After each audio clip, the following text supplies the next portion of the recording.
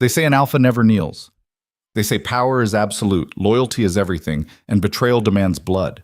But what happens when the most feared king in the northern clans destroys the one person who held his broken empire together? What happens when pride becomes poison and a single drunken command shatters a bond that was supposed to be eternal?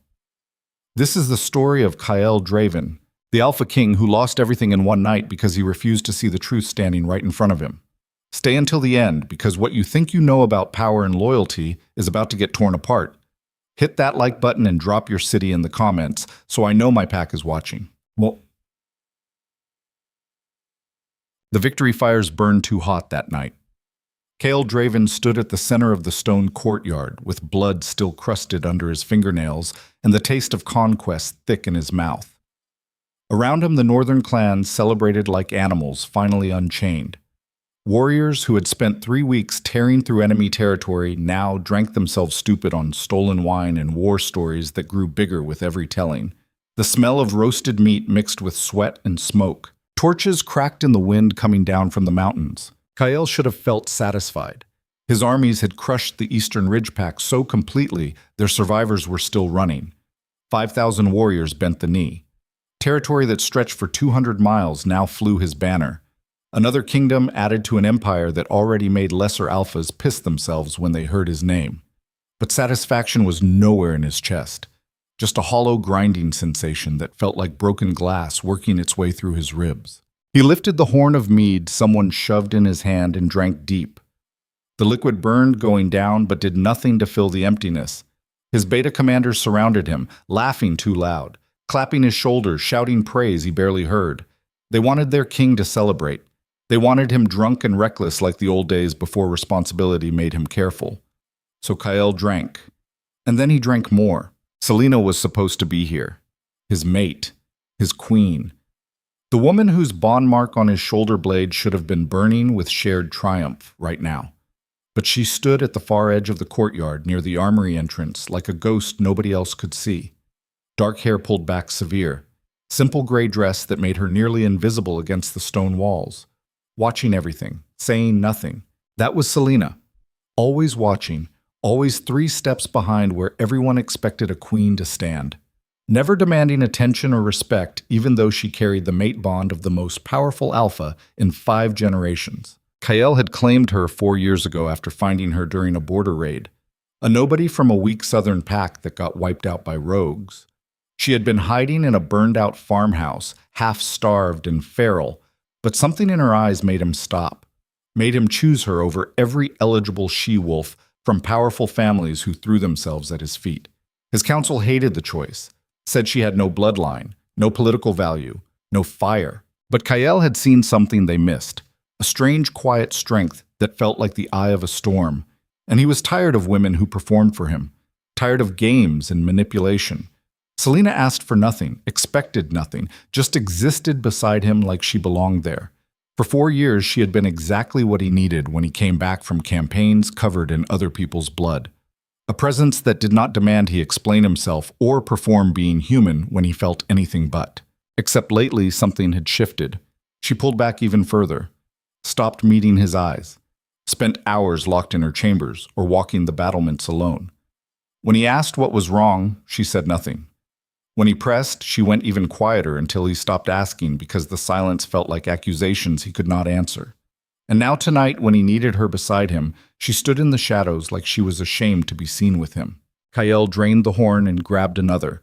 The alcohol hit his blood like wildfire. Everything got louder and brighter, and the hollow feeling started to fade into something hotter, something that felt almost good. Marcus Thorne appeared at his elbow. Tall and broad-shouldered with silver threading through his dark hair, the senior advisor had served Kyle's father before him. Loyal, ruthless when necessary. A man who understood what it cost to hold an empire together when everyone wanted to rip it apart. Marcus leaned close, voice low under the noise. "My king, a moment." Kyle waved off the beta commander, trying to start another drinking song. "What?" "Inside, now. This cannot wait." Something in Marcus's tone cut through the alcohol haze. Kale followed him through the crowd, ignoring the cheers and outstretched hands. They ducked into a side passage that led to the war room. Torches flickered in iron brackets. Their footsteps echoed off stone that remembered 1,000 years of wolves ruling these mountains. The war room was empty except for a single figure standing near the strategy table. Rowan Cross, commander of the Eastern Border Guard, a compact man with scars on his face and eyes like flint who did not waste words or time. He looked at Kael and something close to disgust flickered across his expression. Kael felt his spine straighten on instinct. Say what you came to say. Marcus closed the door. Rowan pulled a leather messenger bag from under the table and dumped its contents across the maps. Papers scattered, a small leather-bound journal, and a silver pendant shaped like a crescent moon that Kael recognized immediately. It was Selena's. She wore it every day, said it was the only thing she had left from her family. We intercepted this an hour ago, Rowan said flat. Courier from the Western Summit Pack trying to cross our northern border.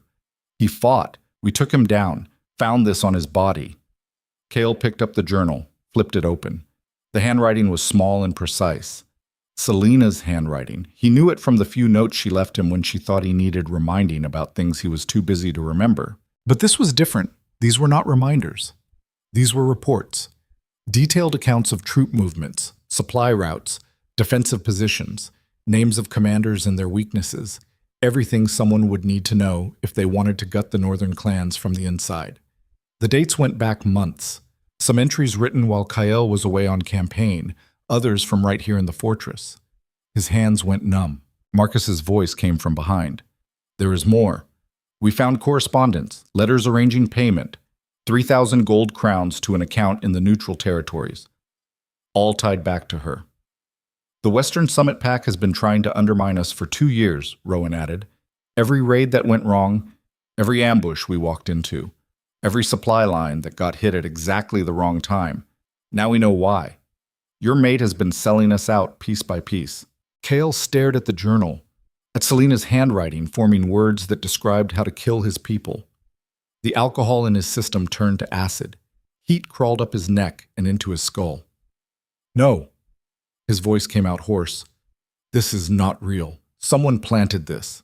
With respect, my king, we verified everything. Marcus moved around the table, gesturing to the papers. Bank records. Witness statements from border patrols who saw her meeting with unknown individuals. That pendant was found on the courier as proof of identity. The evidence is absolute. Rowan's expression stayed hard. She has been playing you from the beginning. Weak southern wolf with no family, perfect cover. You brought a spy into your own bed and she has been bleeding us dry ever since. The words hit like fists.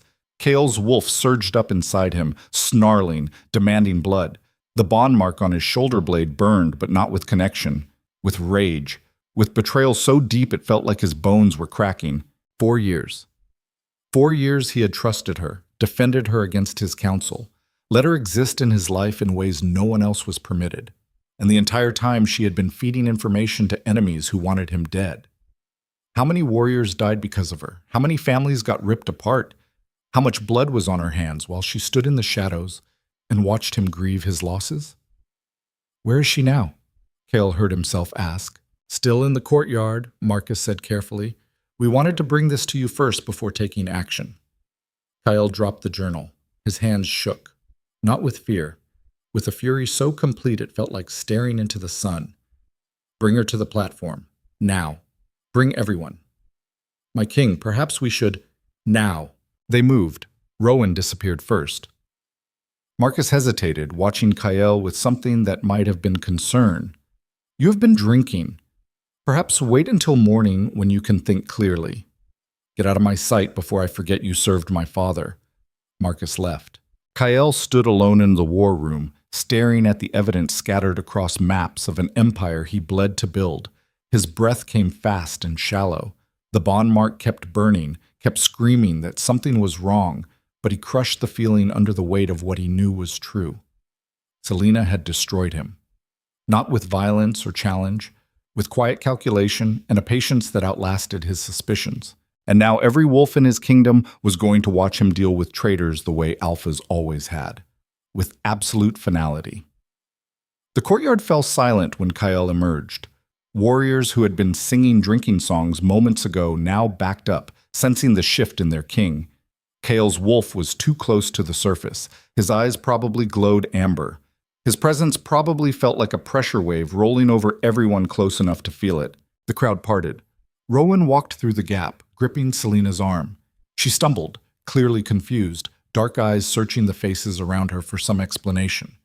When she saw Kael standing on the raised platform where he addressed his warriors, her expression shifted to something almost like relief. Like she thought he would protect her. The sight made him want to tear something apart. Rowan forced her up the platform steps. She caught herself on the railing, finally understanding this was not protection. This was judgment. Kael, what is happening? He could not look at her face. If he looked at her face, he might break. So he stared past her at the 1,000 warriors filling the courtyard, at his beta commanders and council members emerging from doorways, at his entire kingdom gathering to witness. You all know Selena Vale, Kael said, and his voice carried like thunder across stone. My mate, my queen, the woman I chose 4 years ago and defended against every challenge to her worth. Silence. Not even the wind dared make noise. Tonight, I learned the truth about who she really is. He gestured, and Marcus brought the journal forward, held it high. Months of intelligence sold to our enemies, names, routes, weaknesses. 3,000 gold crowns paid for northern blood, all of it in her handwriting, all of it verified and undeniable. The crowd erupted, snarls and shouts of rage. Warriors who had lost pack brothers in ambushes that suddenly made terrible sense. Kael let them yell, let them bay for justice. He needed their anger to drown out the part of him that still felt her bond mark burning on his skin. Selena had gone white. No, Kael, no, I never go. Shut your mouth. The words came out like broken glass. You have played me for a fool long enough, standing in corners, watching, listening, gathering everything you needed to destroy us while I was stupid enough to think you were just shy, just damaged, just something I needed to protect. Please, her voice cracked. Please just listen to me. I do not know what evidence they showed you, but it is not real. I would never betray you. I would never. Then explain the journal. Explain your pendant on a dead courier carrying intelligence that matches raids where my warriors died.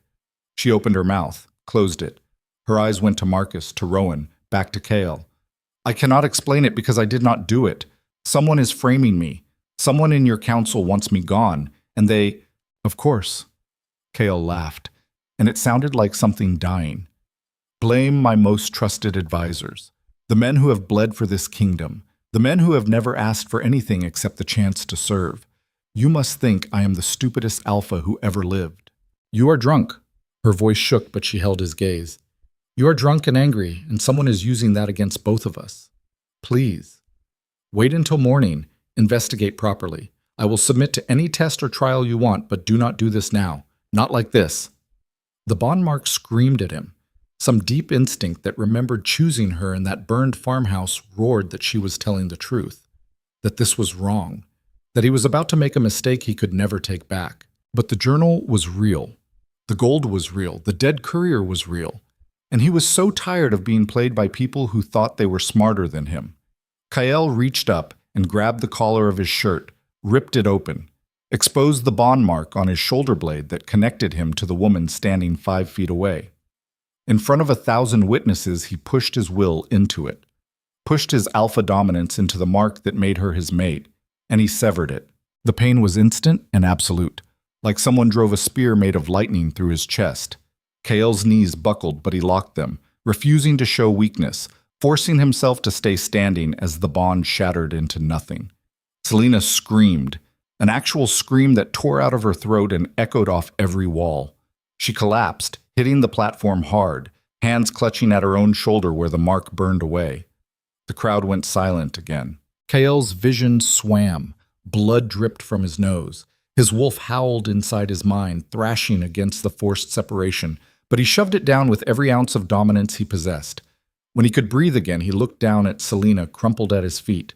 No mark, no bond, no connection. Just a stranger who had lied to him for 4 years. I, Kael Draven, Alpha King of the Northern Clans, reject you as my mate. His voice sounded like gravel and broken bones. You are banished from this territory. If you are found within our borders after sunrise, you will be executed as a traitor. You have until dawn to disappear."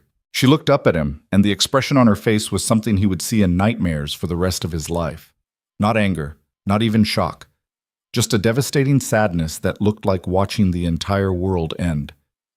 "Kael," she could barely form words, "please, there is something I need to tell you, something you do not know. If you send me away now, you will. There is nothing you can say that I want to hear. Get her out of my sight." Rowan grabbed her arm, hauled her to her feet. She tried to pull away, but without the bond, she had no strength against a warrior's grip. He dragged her toward the steps. She looked back once, met Kael's eyes, and something in her expression shifted. The sadness crystallized into something harder, something that looked almost like resolve. "You will regret this," she said quietly. Not a threat, a statement of fact. "You will regret this more than anything you have ever done in your life." Then she was gone, swallowed by the crowd, disappearing into the darkness beyond the torchlight. Kael stood on the platform and felt nothing except the vast emptiness where the bond used to exist. His warriors were still shouting, calling for justice, celebrating the removal of a traitor from their midst. Marcus appeared at his elbow. "You did what needed to be done, my king, what any alpha would have done." Kael did not answer, could not answer.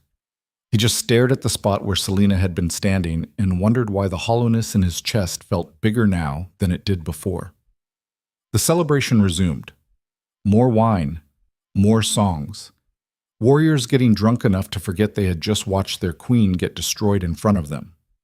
Kael drank until he could not see straight, drank until his hands stopped shaking, drank until the bond mark stopped burning phantom pain across his back. Somewhere around midnight, he passed out. And when he woke up 6 hours later with daylight stabbing through his chamber windows and a headache that felt like his skull was splitting, the first thing he did was reach for the bond connection that was not there anymore. The second thing he did was vomit. The third thing was call for Marcus. His advisor appeared within minutes, looking far too awake and composed. "My king, how are you feeling?" "Like death. Bring me the evidence from last night, all of it. I need to review everything before the council meets." Something flickered across Marcus's expression. "Of course. I will have it brought immediately." But when the evidence arrived, Kael started noticing things his drunken rage had missed. The journal handwriting was close to Selena's, but the letter spacing was slightly off. Too perfect. Too consistent. Selena's actual notes had variations. Small imperfections from writing quickly. The bank records listed an account in her name but showed no withdrawal activity. Just deposits. Like someone was building a false trail. And the pendant. Kael picked it up, turned it over. Selena wore this every single day for 4 years, never took it off. She said it was the only thing she had left of her family. So how did it end up on a courier unless someone took it from her? His blood went cold.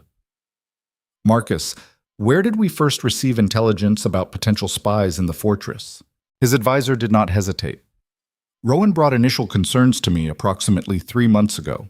Small inconsistencies in patrol reports. We began investigating quietly. And the courier, who found him? Rowan's border patrol. They brought him down during a routine sweep. How convenient that Rowan found everything. The courier, the evidence, all of it tied perfectly together." Marcus's expression stayed neutral. "Sir, I understand you are having doubts, but get me Rowan. Now." He left before dawn, said he needed to inspect the eastern border after Kael was already moving. He shoved past Marcus, bellowing for his beta commanders. Warriors scrambled. Within minutes, he had a hunting party assembled.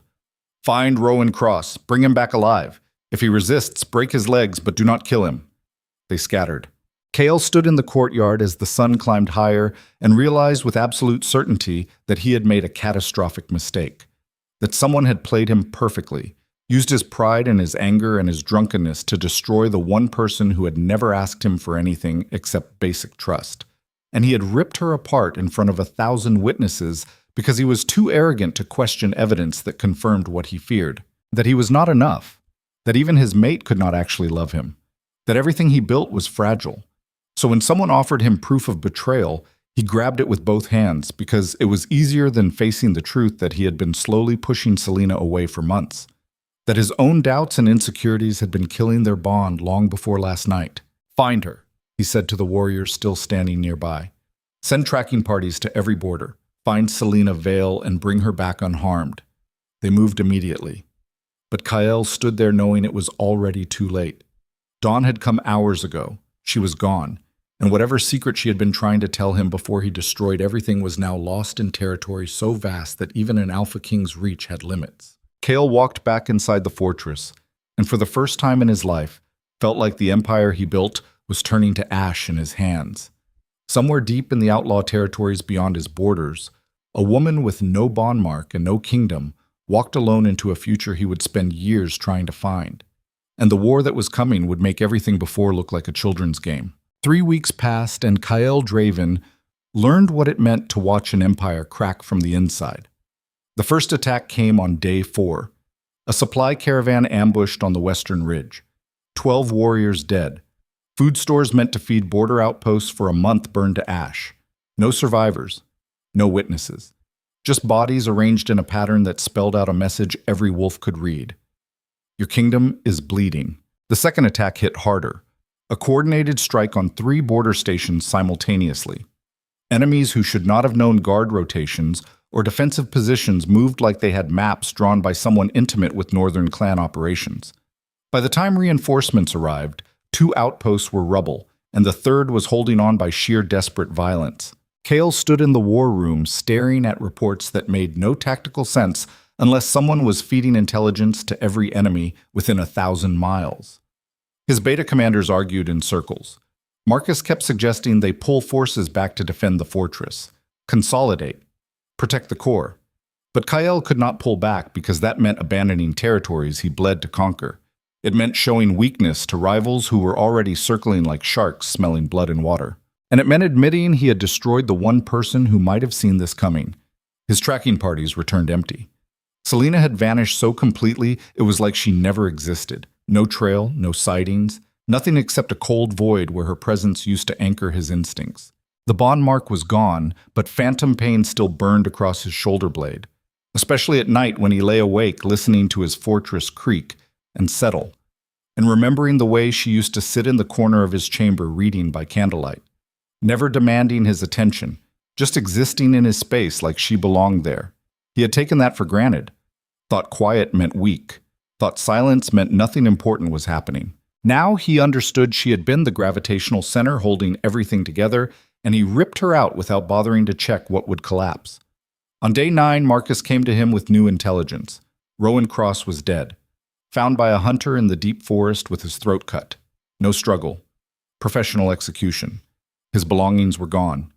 Any evidence he might have carried about who paid him to frame Selena was now lost forever. Kael stared at the body when they brought it back. Rowan's eyes were still open, his expression frozen in something close to surprise. Someone had cleaned up loose ends with ruthless efficiency, which meant the real traitor was still inside the fortress, still close, still operating. "You need to find her," his wolf snarled in the back of his mind. "You need to bring her back before there is nothing left to rule." But Kael had no idea where to even start looking. The outlaw territories beyond his borders were a lawless expanse controlled by rogue packs and exiled wolves who answered to no alpha. Selena could be anywhere, could be dead in a ditch, could be halfway across the continent by now, could be planning revenge. That last thought kept him awake more than the others, because if someone had framed her this elaborately, if someone had orchestrated his drunken destruction of their bond with this much precision, then Selena was not just a victim. She was a threat someone wanted eliminated. And now she was loose in territory where desperate wolves did desperate things to survive. The third wave of attacks started on day 15, no longer just raids, actual coordinated assaults on multiple fronts. The Eastern Ridge Pack that Kael had crushed 3 weeks ago suddenly reformed under new leadership and started reclaiming territory. The Southern Vale Wolves, who had been neutral for a decade, declared war. Even smaller packs that usually avoided conflict started testing his borders like they sensed weakness. His beta commander Garrett died in a skirmish that should have been routine, ambushed by forces that knew exactly where his patrol would be and when. They cut him down in seconds and left his body displayed on the road as a warning. Kyle burned the whole village that harbored the attackers, every building, every field. He did not take prisoners because prisoners required resources he could not spare, and mercy was a luxury he could not afford. His warriors started looking at him differently after that. Not with fear. Fear was normal, expected. This was something else, something that looked almost like doubt. Their king was coming apart, and everyone could see it. Marcus found him in the courtyard after midnight on day 18. Kyle had been training alone for hours, beating wooden practice dummies to splinters because his wolf needed violence, and there were no enemies close enough to kill. His knuckles were raw, sweat soaked through his shirt. Everything hurt in ways that felt good because physical pain was easier than the other kind. Marcus approached carefully. He always approached carefully now, like Kyle was a weapon that might go off in any direction. My king, the council needs decisions. We have 3 requests for aid from allied pacts, 2 trade negotiations that cannot wait, and reports of unrest in the northern territories. Kale did not stop hitting the dummy. Handle it. They need your authority, your presence. The kingdom is fracturing and I said handle it. His fist went through the dummy's head. Wood exploded, splinters embedded in his skin. Or are you saying you cannot do your job anymore? Marcus's expression stayed neutral, but something flickered in his eyes. I serve at your pleasure, my king. But I cannot hold this empire together alone, not when enemies are coordinating against us from every direction, not when our own people are starting to wonder if their alpha is too consumed by personal matters to lead. Kale turned slowly. His wolf surged up, pressing against the surface, daring Marcus to keep talking. Personal matters. The rejected mate. Sir, you have sent every available tracker after a woman who betrayed you. You have diverted resources we need for defense. And you have made it clear through your actions that finding her matters more than protecting what you already have. The truth in those words hit like a blade between ribs. Because Marcus was right. Kale had been tearing his kingdom apart looking for Selena when he should have been focused on holding territory. He was proving every doubt his enemies had about him. That an alpha who could not control his own mate could not control a kingdom. She did not betray me, Kale said quietly. Someone framed her. Someone inside this fortress orchestrated everything, and I was too drunk and stupid to see it. Marcus met his gaze. Then find who did it. Root them out. Execute them publicly. But stop chasing ghosts in the outlaw territories. Stop sacrificing your kingdom for a woman who is gone. Every instinct in Kyle's body screamed that Marcus was wrong, that Selena was not gone, that she was out there somewhere and finding her was the only thing that would fix what was breaking. But he had no proof, no evidence, just a hollow certainty that felt more like desperation than truth. Call the council, he heard himself say. Tomorrow at dawn. We are changing strategy. Marcus nodded and left. Kale stood alone in the courtyard and wondered when he stopped recognizing his own reflection. The council meeting went exactly as badly as he expected. 8 senior advisors and 4 beta commanders all talking at once about territories they needed to abandon, alliances they needed to beg for, compromises they needed to make with enemies who smelled blood. Kale listened to them argue for an hour before he slammed his fist on the table hard enough to crack stone. Silence dropped like a blade. We are not abandoning territory, he said flatly. We are not begging for alliances. We are going to find who is coordinating these attacks, and we are going to rip them apart slowly enough that every other enemy gets the message. One of the older advisors, a gray-haired wolf named Silas, shook his head. With respect, my king, that strategy requires intelligence we do not have. We are blind. Ever since your mate left, do not. Kale's voice dropped to something lethal. Do not finish that sentence. But Silas had been serving the northern clan since before Kyle was born, and he did not back down. She advised you, quietly. We all knew it even if you thought you were being subtle. She saw patterns, predicted movements, and you never acknowledged it because you were too proud to admit your mate was smarter than your entire war council. The words landed like physical blows. Kyle's wolf snarled, but he forced it down because part of him knew Silas was telling a truth he had been avoiding for weeks. Selena had advised him. Late at night, when he was reviewing reports and complaining about decisions that made no sense, she would listen and then ask questions. Simple questions that made him see angles he missed, that made him reconsider assumptions. He thought he was just talking through problems out loud. thought she was just a sounding board. But she had been doing what his entire council could not, cutting through ego and politics to find the truth buried underneath. And he threw her away because someone told him she was a traitor, and he wanted to believe it more than he wanted to trust his own instincts. "Get out," Kael said quietly. "All of you. I need to think." They filed out. Marcus lingered near the door. "My king, they are not wrong. We need her strategic mind, or someone like her. Otherwise, we are just reacting while our enemies plan." "I know what we need," Kael snapped. "I know exactly what we lost. You think I do not feel it every single day? You think I do not see her in every corner of this fortress? You think I sleep at night without hearing her voice?" Marcus said nothing, just watched with an expression that might have been pity. Kael turned away. "Leave me." Alone in the war room, he stared at maps that made less sense every day. Enemy movements that should have been random were forming patterns, coordinated patterns, like someone was conducting an orchestra playing his destruction. His eyes kept going back to the Western territories, to the outlaw lands where rogues and exiles built communities outside Alpha Law. That was where Selena would go. Not to another pack, not to civilization. She would go where no one asked questions about bond marks or bloodlines. She would go where she could disappear. And maybe that was what she wanted. Maybe after 4 years tied to an alpha who never truly saw her, she wanted freedom more than she wanted him. The thought made something crack inside his chest. 400 miles west, in a settlement that did not exist on any map, Selena Vale learned what it meant to survive alone.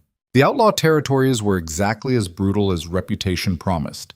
No laws, no structure, just a collection of wolves who had been cast out or run away and now fought each other for scraps of dignity. Selena had walked for 3 days straight after leaving the northern clans. No supplies, no plan, just pure animal instinct driving her forward until her body gave out near a river that marked the boundary between kingdom and wilderness. A rogue patrol found her unconscious. They dragged her to their settlement expecting an easy victim. A lone she-wolf with no bond mark and no pack protections was worth whatever value they could extract. But when Selena woke up, she did not beg, did not cry. She looked at the 5 rogues surrounding her and asked one question. "You want to survive out here, or you want to keep pretending you are still warriors?" That got their attention. The settlement called itself Ashford. 60 wolves living in buildings that were half ruins.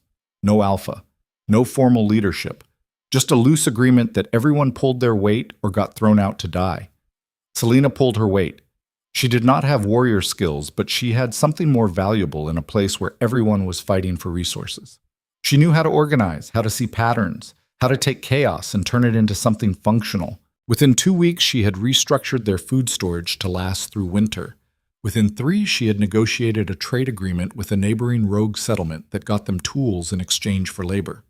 The rogues started coming to her with problems, disputes about territory, questions about whether to accept new members, decisions that would have normally ended in violence. And Selena would listen and ask questions, and somehow people walked away with solutions they had not seen before. She never claimed authority, never demanded respect. She just existed in the background the same way she had in Kael's fortress. Except here, people noticed. A woman named Vera became her closest ally, tall and scarred with a humor as dark as her past. She had been a beta's daughter before her father tried to sell her to an enemy pack for peace. She killed him instead and ran. Vera found Selena one night sitting alone near the river, staring at the water like it held answers. "You are not like the others," Vera said, settling down nearby. "Most wolves who end up here are broken, too damaged to function in real packs. But you are different. You chose this." Selena did not answer for a long time. Then she said, "I did not choose this. This was chosen for me." "Former mate? Former everything." Vera studied her in the moonlight. Whoever he was an idiot. Selena almost smiled. He was a king. Kings do not get to be idiots. They just get to destroy things and call it justice. "Kings are the biggest idiots of all," Vera said. "They confuse power with being right. Easier to believe they are infallible than admit they might be wrong." That sat between them for a while. Then Selena asked, "How long have you been here?" 3 years? Long enough to know this place does not forgive weakness. long enough to see what happens to wolves who cannot adapt. What happens? They die. Or they become monsters. Sometimes both. Selena looked back at the water. Then I will adapt. And she did. Week by week, she built something in Ashford that resembled structure. Not control, not domination, just organization. A framework that let desperate wolves survive without constantly tearing each other apart. But late at night, when she was alone, her hand would drift to her shoulder where the bond mark used to exist. Where phantom pain still burned, even though the connection was severed. She wondered if Kyle ever thought about her. If he ever questioned what happened that night. If he ever realized he destroyed the one person who would have stood beside him through anything. Then she would remember his face on that platform. The absolute certainty in his eyes when he ripped their bond apart. The way he looked at her like she was nothing. And she would remind herself that kings did not apologize. They did not admit fault. They just burned through lives and moved on. So Selena moved on too. Or tried to. But the secret she had been carrying the night he banished her was still there. Growing, changing, becoming something that would rewrite both their futures whether either of them wanted it or not. On day 23 after her banishment, a stranger arrived in Ashford. Male, early 40s, well-dressed in a way that said money and civilization. He carried himself like someone used to authority, but smart enough to hide it. He asked to speak with Selena Vale. Vera brought the news personally. Selena was in the middle of arbitrating a dispute between two families over water access when Vera appeared at her elbow. "Someone here for you. Someone dangerous." Selena looked up. "Who?" Did not give a name. "But he knows yours, and he came alone, which means he is either very confident or very stupid." They found the stranger waiting near the center of the settlement. He stood with his hands visible and non-threatening, but every instinct in Selena's body screamed threat. She recognized him, not personally, but the way he moved, the way other wolves instinctively gave him space. He was from a kingdom, civilized, connected. He smiled when he saw her, the kind of smile that did not reach the eyes. "Miss Vale, I apologize for the intrusion. My name is Theron Wolfe. I represent interests who would very much like to speak with you." "About what?" "About your former mate, about the northern clans, about opportunities that might benefit us both." Selena felt ice slide down her spine. "I have nothing to say about the northern clans." Theron's smile widened. "Then perhaps you would like to hear what I have to say, because the people I represent are currently coordinating a war that will tear Kyle Draven's empire into pieces, and we believe you might be interested in helping us finish what he started the night he destroyed you in front of 1,000 witnesses." The settlement went silent. Everyone within earshot was listening now, watching, waiting to see how their quiet strategist would respond to someone offering revenge.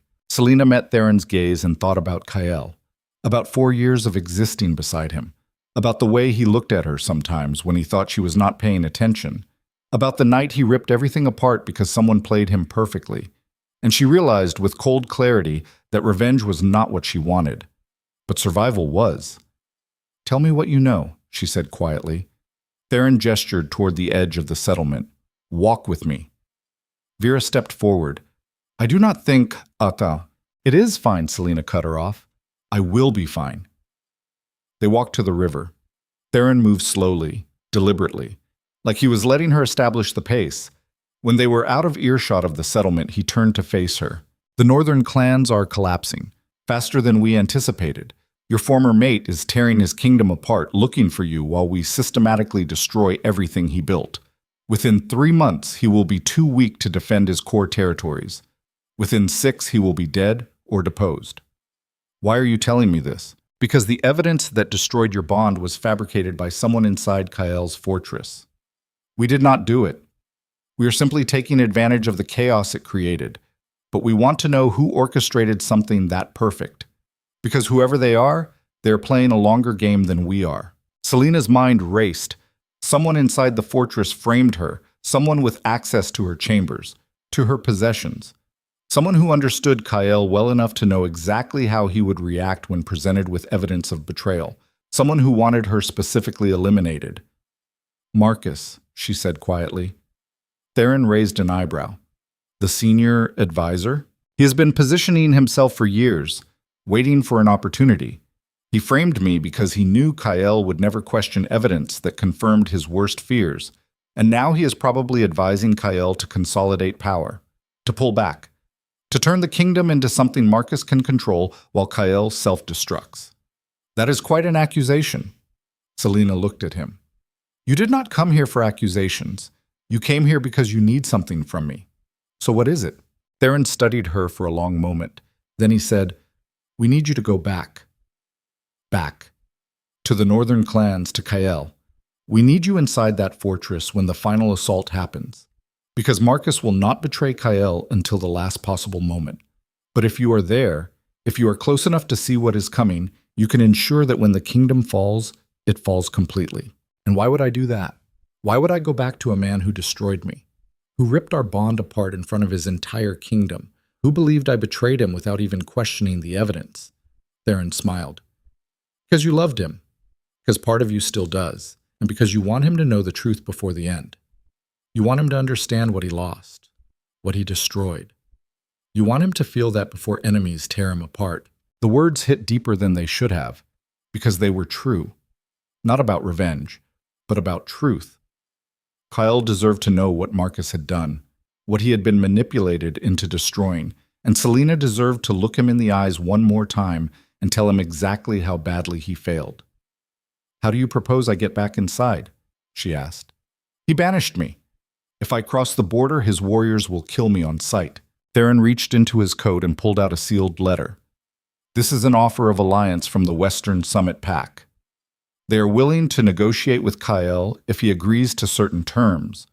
The negotiator they send will need an advisor, someone who understands Northern Clan politics, someone with intimate knowledge of their Alpha King. You want me to go as a spy. I want you to go as the woman who knows Kael Draven better than anyone alive. What you do with that knowledge is your choice. Help us destroy him. Help him survive. Or just watch while everything burns. I honestly do not care, but you deserve to be there when the truth comes out. Selena looked at the letter, at the seal that represented kingdoms and alliances and a world she thought she had left behind. Then she looked back at the settlement, at Ashford, at 60 wolves who had started to depend on her, who had given her a place when she had nothing. If I do this, she said slowly, I need guarantees. The people here are not part of your war. They do not get touched. No raids, no recruitment, no collateral damage. Theron considered. Agreed. We have no interest in outlaw territories anyway. And when this is over, if I survive, I walk away. No obligations, no leverage. I am done with kingdoms and politics and alphas who confuse control with loyalty. Done. Selena took the letter. When does the delegation leave? 3 days. Be at the neutral crossing at dawn. Someone will meet you. She nodded. Theron turned to leave, then paused. For what it is worth, he said quietly, your former mate is destroying himself trying to find you.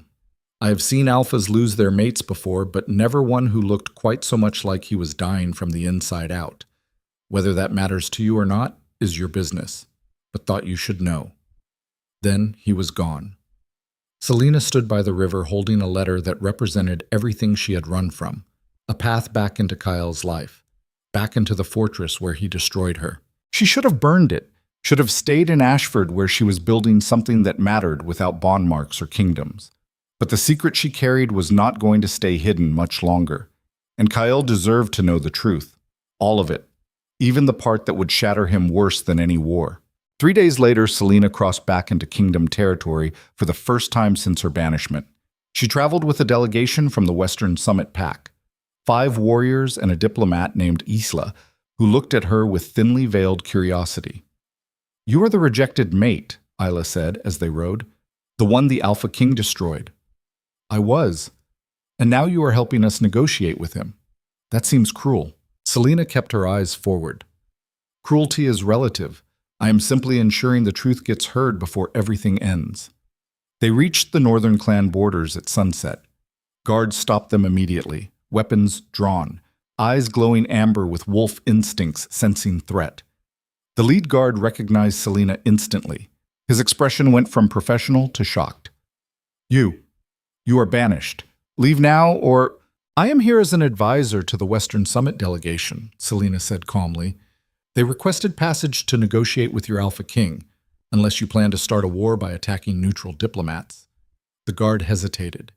Then he signaled, and they were escorted through the gates with warriors flanking them on all sides. Nothing had changed, and everything had changed. The fortress looked the same: stone walls, towers, battlements where she used to walk alone. But the air felt different, heavier, like the weight of impending collapse was thick enough to choke on. They were brought to a receiving hall, told to wait. Selena stood with her back to the door and felt her heart beating too fast, felt phantom pain burning across her shoulder blade. The bond was gone, but some connections ran deeper than magic. The door opened. Heavy footsteps. Then silence as whoever entered registered her presence. Selena turned slowly. Kael stood 10 feet away, looking like 3 weeks had aged him 3 years. His face was drawn, eyes bloodshot. He had lost weight. His presence still filled the room, but it felt fractured somehow, like a blade with a crack running through the core. He stared at her like she was a ghost, like his mind could not process what his eyes were seeing. Selena, he breathed, and every plan she had, every careful strategy for staying detached and delivering the truth clinically, all of it shattered because seeing him hurt worse than she remembered, and she hated that it still mattered. "Hello, Kael," she said quietly. "We need to talk." The receiving hall felt like a tomb.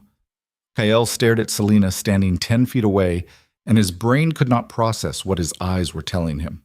She was here, actually here. Not a hallucination brought on by 3 weeks of sleepless nights and desperate searching. Real flesh and blood standing in his fortress like she had every right to be there. Except she did not have any rights here anymore. He had stripped them all away on a platform in front of 1,000 witnesses. His wolf surged up, snarling and clawing to get closer to her. The bond was severed, but instinct did not care about magic or ritual rejection. Instinct remembered 4 years of her scent in his chambers and her presence at the edge of his vision and the way she made him feel less alone even when they barely spoke. Selena looked different, thinner, harder. Her dark hair was shorter, cut blunt at her shoulders like she had hacked it off with a blade. She wore simple traveling clothes instead of the dresses he was used to seeing her in. And her eyes held something he had never seen before. Not fear, not submission. Something that looked almost like pity, that cut worse than anything else could have. "What are you doing here?" Kael heard himself ask. His voice came out hoarse, like he had been screaming. "I am here with the Western Summit delegation. They requested an advisor familiar with Northern clan politics." I accepted. The words made no sense. Selena was banished, hunted. He had sent tracking parties across half the continent trying to find her. And she just walked back through his gates with enemies who wanted him dead? "You're working for them now." His hands clenched into fists. "You are actually working for the wolves trying to destroy my kingdom." "I am working for myself," Selena said quietly. "They offered me a way back inside these walls. I took it. Because we need to talk and you were never going to stop hunting me long enough to listen." Kael took a step forward. His presence filled the room, pressing down with alpha dominance that should have made her flinch, should have made her lower her eyes and show throat. Selena did not move, did not react, just stood there like his power meant nothing to her anymore. That realization felt like a knife between his ribs. "You have 10 seconds to explain why I should not have you thrown in chains right now," he said flatly. "Because Marcus Thorne framed me. Because the evidence you used to destroy our bond was fabricated by your most trusted advisor. And because if you do not listen to what I know, your kingdom will fall within 3 months." The words hit like physical blows. Kael's vision swam. Marcus, his father's oldest friend, the man who had guided him through the chaos of taking power at 23 when his father died. The advisor who never asked for anything except the chance to serve. "You are lying." "Am I?" Selena's expression stayed calm. "Then explain how my journal ended up in enemy hands when I kept it locked in my personal chambers. Explain how my pendant was found on a courier when I wore it every single day and never took it off. Explain how the bank records show deposits to an account I did not open." Kael opened his mouth, closed it.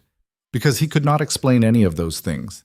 He had been avoiding thinking about them for 3 weeks because thinking about them meant admitting he made a catastrophic mistake. Marcus orchestrated everything, Selena continued. He has been positioning himself for years, waiting for the perfect opportunity to eliminate me because I was the only person who saw what he was doing. The only person who questioned his advice when it served his interests instead of yours. That is insane. Marcus has served this kingdom for decades, yes. Serving, waiting, building relationships and loyalty among your council and your commanders. Making himself indispensable while you focused on conquest and expansion. And now your enemies are coordinating attacks from every direction because someone inside your fortress is feeding them intelligence. Someone who knows your defensive positions and patrol routes and exactly where you are weakest. Kael felt ice slide down his spine. The attacks, the perfect timing, the way enemies kept hitting places they should not have known about. Why should I believe anything you say? He asked. You left. You disappeared into outlaw territory without a trace. For all I know, this is just revenge wrapped in lies. Selena met his gaze and something in her expression shifted, became almost sad. If I wanted revenge, Kael, I would let Marcus finish what he started. I would let him destroy you and take your throne and turn your kingdom into his personal empire. I would watch from the outlaw territories while everything you built collapsed and I would feel nothing. Then why are you here? Because you deserve to know the truth before the end. Because even after what you did to me, even after you ripped our bond apart without bothering to ask if I was actually guilty, I cannot just walk away knowing you will die believing I betrayed you. The raw honesty in her voice made something crack in Kael's chest. He wanted to close the distance between them, wanted to touch her and confirm she was real, wanted to fall to his knees and beg forgiveness for everything. But he was an alpha king, and she was a stranger now, and too much had been destroyed to rebuild with words alone. Prove it, he said. Prove Marcus is a traitor. I cannot prove it from outside these walls. That is why I came back. That is why I am risking my life walking into a fortress where your warriors would happily execute me for treason. Because the proof is here, in his chambers, in his records, in the communications he thinks are hidden. Kael studied her, looking for tells, for signs she was manipulating him the way Marcus supposedly had. But all he saw was exhaustion and determination, and a sadness so deep it felt like staring into a well with no bottom. If you are lying, he said quietly, if this is some elaborate scheme to finish what was started 3 weeks ago, I will kill you myself. Slowly. Do you understand? I understand. And I am not lying. The door opened behind Kael. Marcus entered, his expression shifting from professional to shocked when he saw Selena. My king, I was told there were diplomats, but no one mentioned... His voice cut off as his eyes locked with Selena's. For just a fraction of a second, his mask slipped. Kael saw genuine surprise. Then calculation. Then something that might have been concern before the neutral advisor expression slammed back into place. Miss Vale, Marcus said carefully, this is unexpected. I was under the impression you were banished from these territories. I am here under diplomatic protection, Selena replied, as an advisor to the Western Summit delegation, unless you plan to violate neutral passage laws. Marcus looked at Kael. My king, surely you cannot allow... I will allow whatever I decide to allow, Kael cut him off. Selena and I were just discussing matters that require privacy. Leave us. Sir, I really think... Now, Marcus hesitated. His gaze flicked between them, clearly trying to calculate what was being said and how to control it.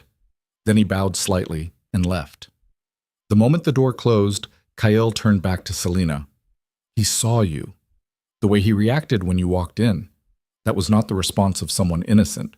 That was the response of someone whose carefully constructed plan just got complicated, Selena said. He thought I was gone forever. Out of reach. No threat. And now I am back inside these walls and he knows exactly why. What do you need from me? Access to his chambers, his records, and time.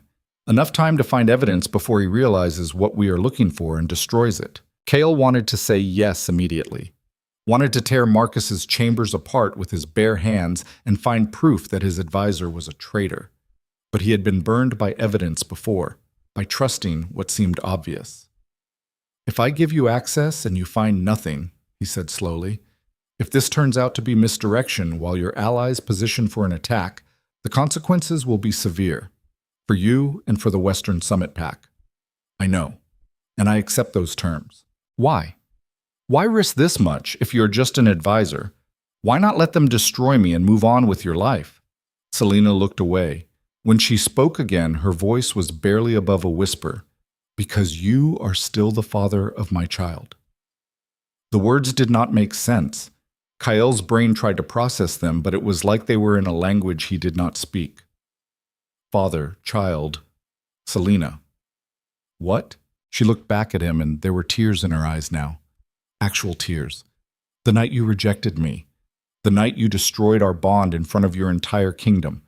I was trying to tell you something, trying to explain why I could not possibly be a traitor, why the evidence made no sense. Kael felt like the floor was tilting. No. I was 8 weeks pregnant. I had just confirmed it that morning. I was going to tell you after the celebration. After you came down from the victory high and we were alone, and I could explain that everything was about to change. His knees actually buckled. Kael caught himself on the edge of a table, his vision swimming. Pregnant. She had been pregnant, carrying his child, and he had ripped their bond apart and banished her, and where, he managed to force out, where is the child now? Still inside me. Selena's hand moved to her stomach, a protective gesture that made Kael's wolf howl inside his mind. 12 weeks now. Strong heartbeat, growing exactly as it should despite everything. The room spun. Kael could not breathe, could not think. His child, his heir. Growing inside a woman he had destroyed because he was too drunk and proud to question convenient evidence. Why did you not tell me before? He asked hoarsely. Why wait until now? I tried to tell you that night. You told me to shut my mouth. You told me there was nothing I could say that you wanted to hear. So I left and I survived, and I built a life in the outlaw territories where our child could grow up free from kingdoms and politics and alphas who confuse power with truth. Every word was a blade. Kael felt them cutting through every excuse he had built over 3 weeks, every justification for why he did what he did. I would have stopped, he said desperately. If you had just told me about the child, I would have stopped everything. Would you? Selena's expression hardened. Or would you have accused me of lying about that too? Would you have demanded proof? Would you have wondered if it was even yours, or if I was using pregnancy to manipulate you into forgiveness? The accuracy of that hit like a fist. Because she was right. In that moment, drunk and furious and surrounded by 1,000 warriors baying for justice, he might have questioned even that. I am sorry, he heard himself say. The words felt pathetically inadequate. I am so sorry. Sorry does not undo what you did. Sorry does not give me back the bond you severed. Sorry does not erase standing on that platform while you looked at me like I was nothing. Kael crossed the distance between them before he could stop himself. Fell to his knees in front of her, looked up at the woman who had been his mate and was now carrying his child in a body he had no right to touch. Tell me what to do, he said. Tell me how to fix this. Selena looked down at him and her expression was unreadable. You cannot fix this, Kael. Some things stay broken. But you can survive it. You can adapt. You can become something different than what you were. She placed one hand on his head. Not affectionate, just contact, connection. The first time she had touched him since the rejection. Help me prove Marcus is a traitor, she said quietly. Help me expose him before your kingdom falls. Do that, and maybe we can figure out what comes next. For all of us. Kael nodded, could not speak, could barely function through the storm of emotions tearing him apart. But he could do this. He could give her what she needed, even if it destroyed everything he thought he knew about loyalty and trust. They searched Marcus's chambers after midnight. Kael used his authority to order the guards away, made up an excuse about investigating possible security breaches. No one questioned their alpha king, even though Selena's presence beside him raised eyebrows. Marcus's rooms were neat, organized, everything precisely placed and categorized. The chambers of a man who valued control above all else. Selena moved through the space like she knew exactly what she was looking for. She checked drawers, examined books, ran her hands along walls looking for hidden compartments. Kael watched her work and realized he had never actually seen her like this before. Focused, purposeful. moving with a confidence that came from knowing her own capabilities. In 4 years of being his mate, he had kept her in the background so completely he never noticed she was brilliant. "Here," Selena said. She was kneeling by the fireplace, her fingers pressed against a stone that looked identical to all the others. But when she pushed, it shifted inward with a soft click. A hidden compartment opened. Inside were documents, letters, and a ledger bound in dark leather. Selena pulled them out, spread them across Marcus's desk, started reading by the light of a single candle. Kale moved beside her, looked over her shoulder at correspondence between Marcus and enemy packs, detailed accounts of intelligence sold, gold received, attacks coordinated, and there, right there in Marcus's own handwriting, notes about manufacturing evidence against Selena Vale and Avail, about using Kael's insecurities and pride to ensure he would react exactly as needed.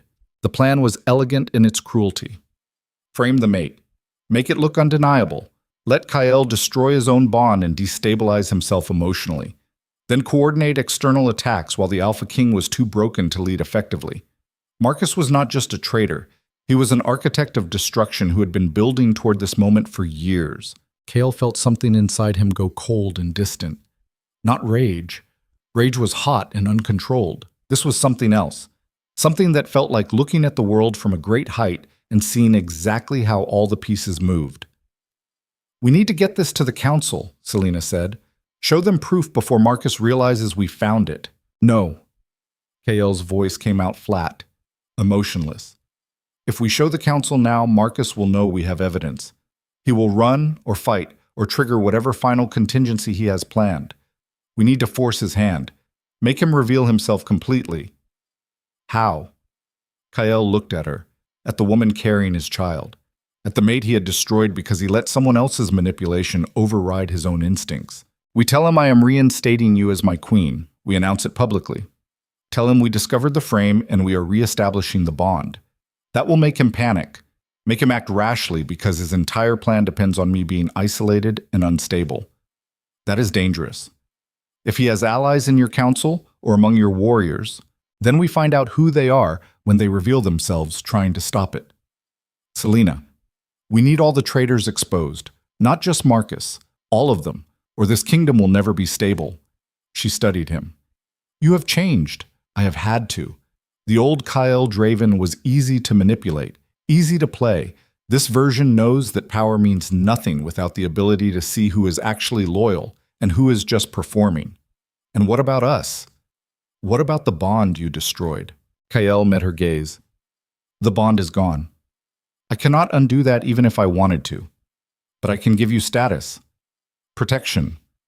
A place in this kingdom where no one can touch you or our child. And I can promise that I will never again let pride override truth. That is not the same as love. No, it is not. But maybe love is not what either of us needs right now.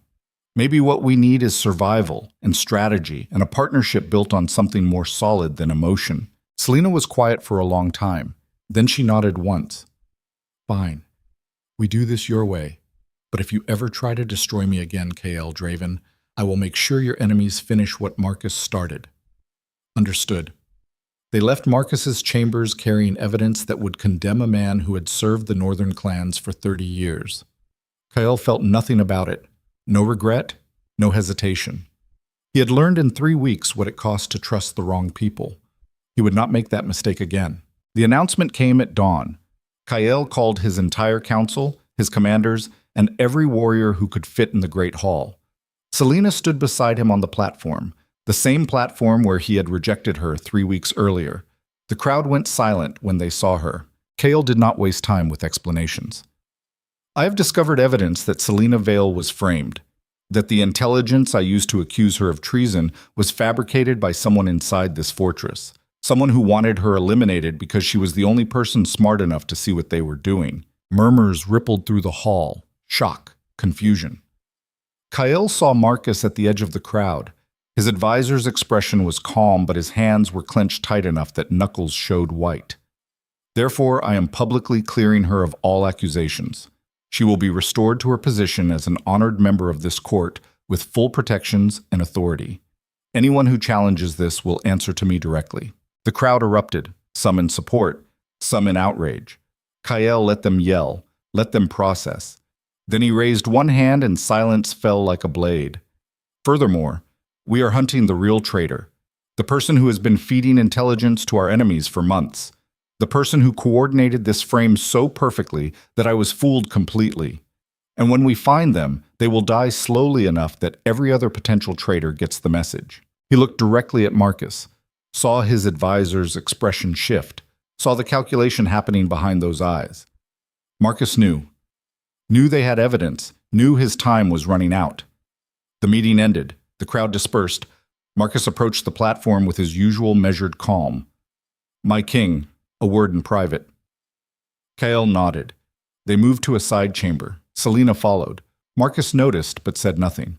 "This is a dangerous move," Marcus said carefully. "Reinstating someone publicly accused of treason will undermine your authority. Make your warriors question your judgment." "My warriors will follow me, or they will leave," Kael said flatly. "But I am more interested in your opinion, Marcus. You were so certain of her guilt 3 weeks ago. Do you still believe the evidence was solid?" Marcus's eyes flicked to Selena, then back to Kael. "I trust the sources we had, but if new information has come to light, what if the sources were compromised? What if someone inside this fortress manufactured everything specifically to destroy my bond with my mate? Would you say that person was a traitor?" "Absolutely." Marcus's voice stayed steady, but a muscle in his jaw twitched. Such an act would be unforgivable.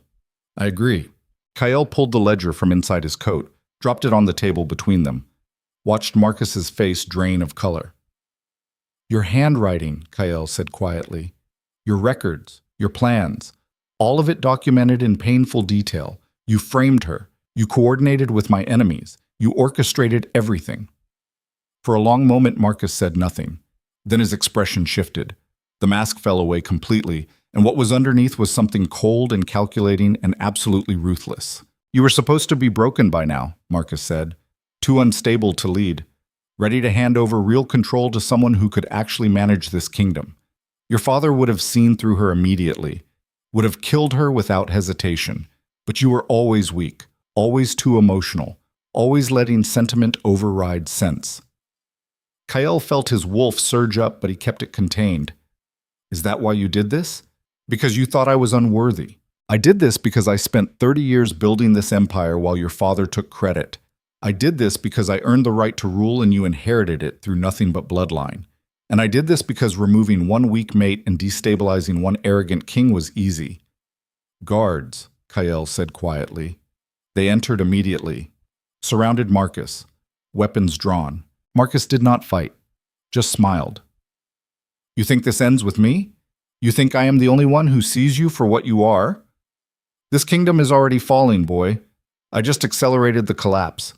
Take him to the cells," Kael ordered, "and find everyone he has been in contact with over the past 6 months. I want names, locations, every single person who helped him." The guards dragged Marcus away. His laughter echoed through the halls. Kael stood there feeling nothing, just cold calculation about what needed to happen next. Selena touched his arm. "Kael." He looked at her, at the woman he had failed in every possible way, at the mate he could never truly have again. "I need to address the kingdom," he said. "I need to show them we are not collapsing, that I am still in control." "Are you?" "I do not know. But I have to act like it, or everything Marcus said becomes true." He left her standing there and walked toward the great hall where his warriors were already gathering, where rumors were spreading like wildfire, where his kingdom was teetering on the edge of civil war. And Kael understood with perfect clarity that the old version of himself who ruled through dominance and pride was dead. That 3 weeks of hell had burned away everything except the core truth that power meant nothing without the wisdom to use it correctly. He just hoped he could learn fast enough to survive what was coming. Because outside the fortress walls, enemy armies were moving into position, and inside Marcus's allies were already preparing their own plays for power. The Alpha King who had conquered 5 kingdoms was about to discover that keeping one was infinitely harder than taking it. The war came faster than anyone expected. Marcus's arrest triggered something that had been building under the surface for weeks, like pulling a single thread and watching an entire tapestry unravel. Within hours of the guards dragging him to the cells, 3 of Kael's border outposts went dark. No communication. No survivors when reinforcements finally arrived. Just burned buildings and bodies arranged in patterns that spelled out a simple message. We are coming for you. Kael stood in the war room surrounded by maps that were bleeding red markers, enemy positions closing from every direction. The Eastern Ridge Pack had reformed and was pushing hard against his western flank. The Southern Vale Wolves were cutting supply lines, and now reports were coming in about a massive force assembling in neutral territory. Thousands of warriors from a dozen different packs, all coordinating under a single banner. Someone had been planning this for months. Years, maybe. Waiting for the perfect moment when the northern clans would be vulnerable enough to crush. And Marcus had delivered that moment gift-wrapped with a bow. How many? Kael asked flatly. His beta commander Garrett was dead, so the role had fallen to a younger wolf named Dane. Scarred and competent, but nowhere near ready for command during a coordinated invasion. At least 8,000 confirmed. Probably more. They are moving in 3 columns designed to converge on the fortress within 2 days. We have 4,000 warriors here, another voice said. Silas, the old advisor who had called Kael out during the council meeting. We can call in reserves from allied territories, but that takes time we do not have. Kael studied the maps. 8,000 against 4,000.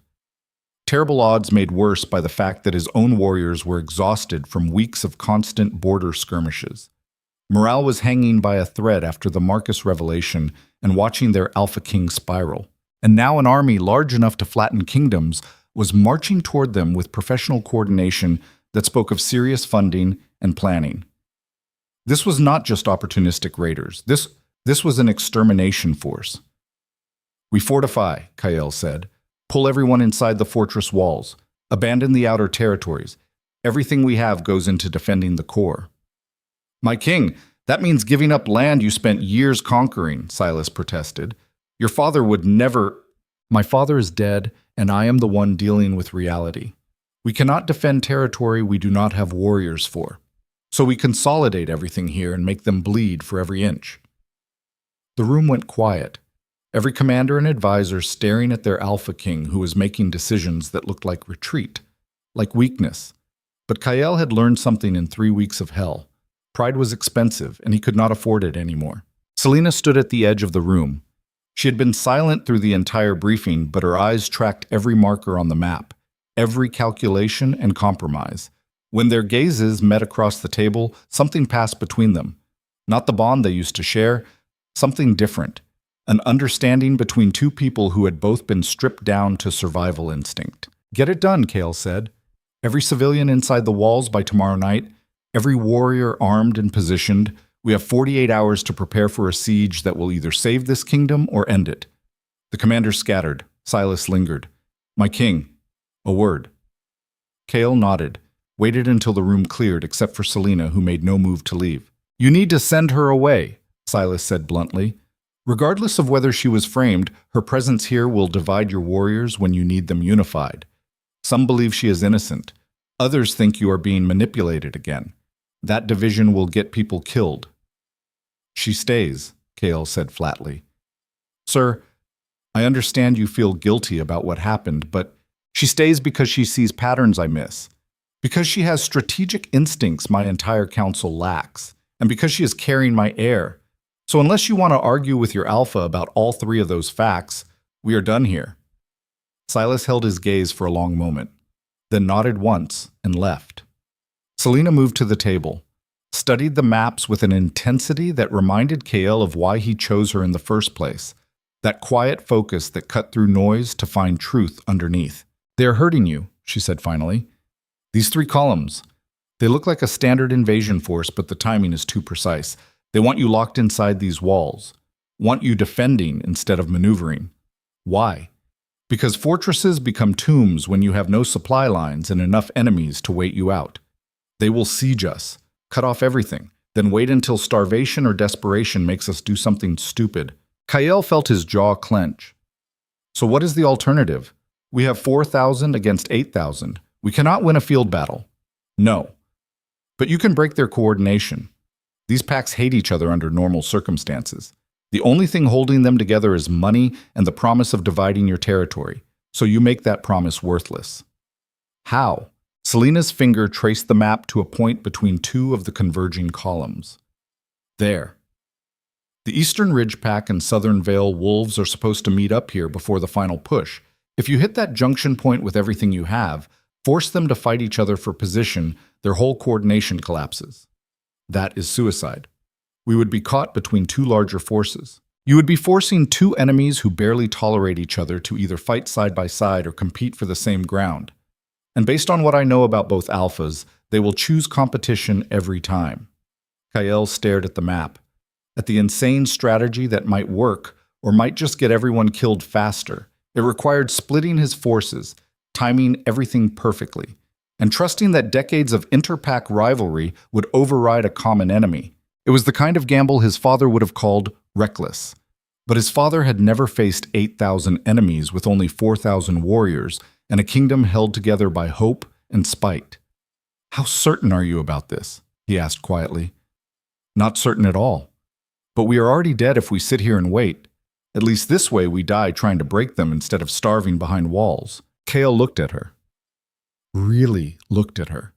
The woman he had destroyed was gone, replaced by someone harder, someone who had survived alone in the outlaw territories and learned that sentiment was a luxury nobody could afford.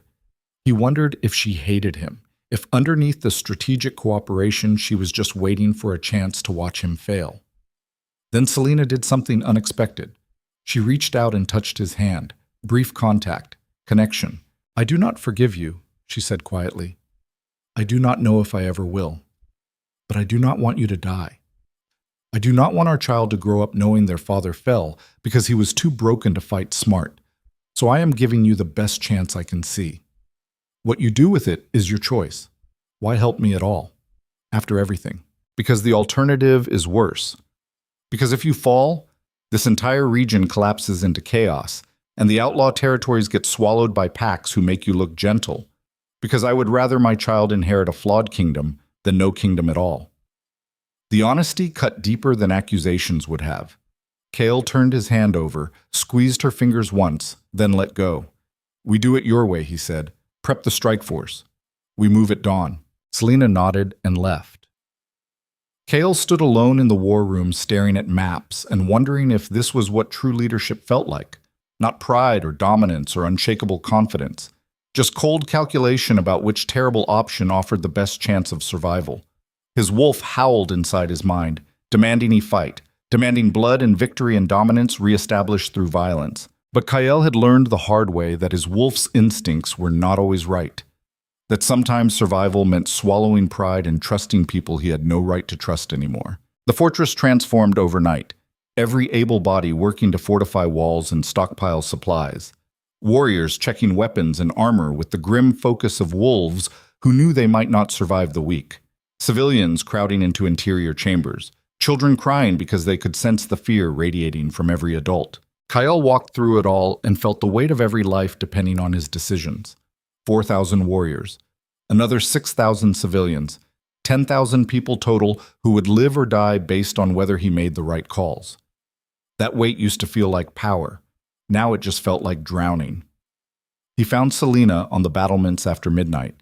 She stood alone staring out at darkness beyond the walls. Her hand rested on her stomach, protective, instinctive. Kael approached slowly, making noise so she knew he was there. When he reached her side, she did not move away, but she did not acknowledge him either. They stood in silence for a while, just two people watching the night and thinking about everything that led them here. Finally, Kael spoke. "If we survive this, if somehow we break their invasion and hold the kingdom, what happens between us?" "I do not know," Selena said. "The bond is gone. We cannot rebuild what you destroyed." "I know. But we have a child coming, an heir. That connects us whether we want it or not. Does it? Or does it just mean I give birth to your successor and then disappear back to the outlaw territories while you rule alone? Is that what you want? What I want does not matter anymore. You made sure of that when you ripped our bond apart in front of 1,000 witnesses. When you chose pride over trust. When you believed I was capable of betraying you after 4 years of standing beside you." Her voice was flat, emotionless, which somehow hurt worse than anger would have. "I failed you," Kael said quietly. "In every way that matters, I failed you, and I cannot undo that, cannot fix it. cannot make the bond come back or make you trust me again. But I can promise that if we survive, our child will know both parents. We'll grow up with a father who learned the hard way that power without wisdom is just violence, and a mother who proved that quiet strength is more valuable than any warrior skill.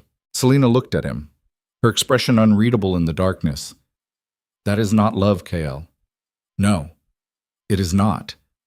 But maybe love is not what saves kingdoms. Maybe what saves kingdoms is two people who understand what they are building is bigger than their own damage. She turned away, looked back out at the darkness. I will think about it. After. If there is an after. Kael wanted to say more, wanted to make promises and declarations that might somehow bridge the canyon between them. But words had lost their value.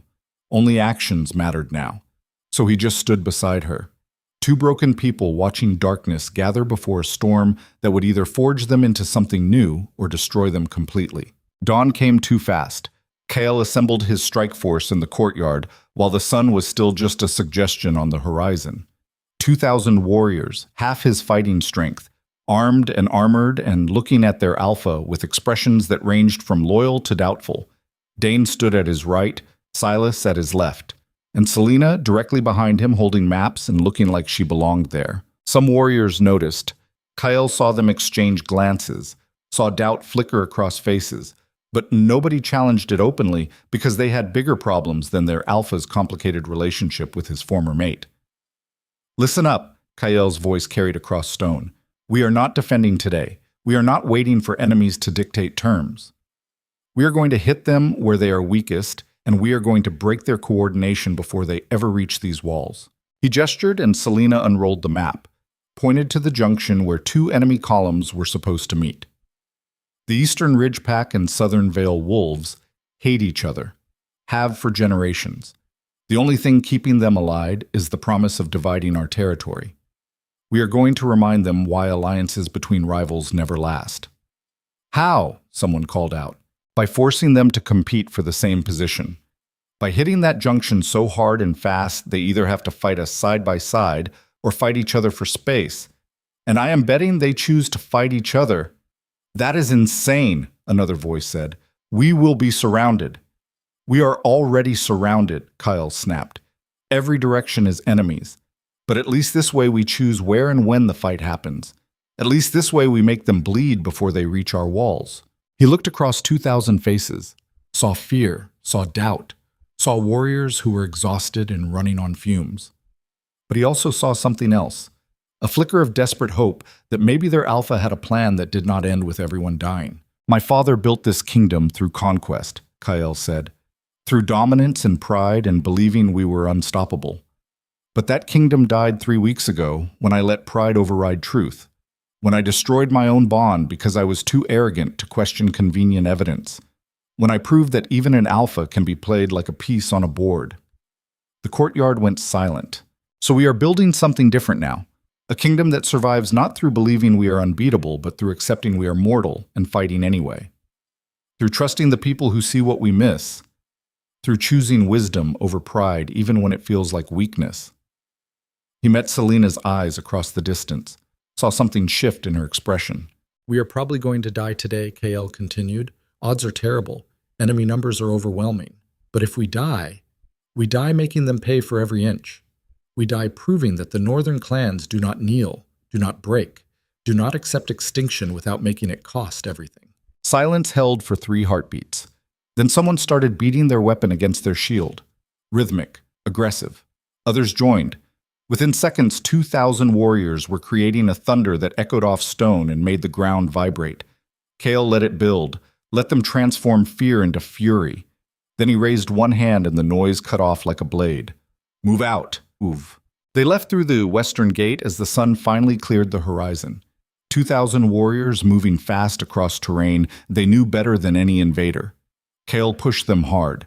No breaks. No mercy. They had to reach the junction point before the enemy columns met up or the whole strategy collapsed. Selena rode beside him. She had insisted on coming despite every argument he made about keeping her safe. Her reasoning was simple. If the plan failed, she would die in the fortress anyway. At least this way she could adjust strategy in real time if something went wrong. Kael hated that she was right.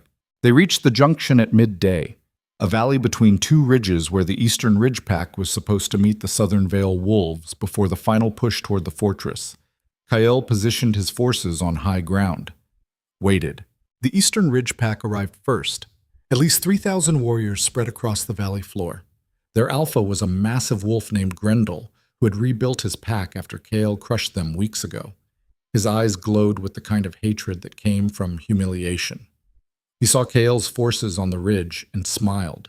Smiled like he knew this was a desperate gambit by a king with no options left. Then the Southern Vale Wolves arrived from the other direction. Another 2,000 warriors led by a she-wolf named Morrigan, who ruled through cunning and ruthless efficiency. She saw the Eastern Ridge Pack taking up position, and her expression shifted. Not to alliance, to competition, exactly like Selena predicted. The two enemy forces stared at each other across the valley, then at Kael's warriors on high ground between them. The coordination that was supposed to make them unstoppable started fracturing in real time as both alphas realized they were fighting for the same territory. Kael did not wait for them to figure it out. He gave the signal.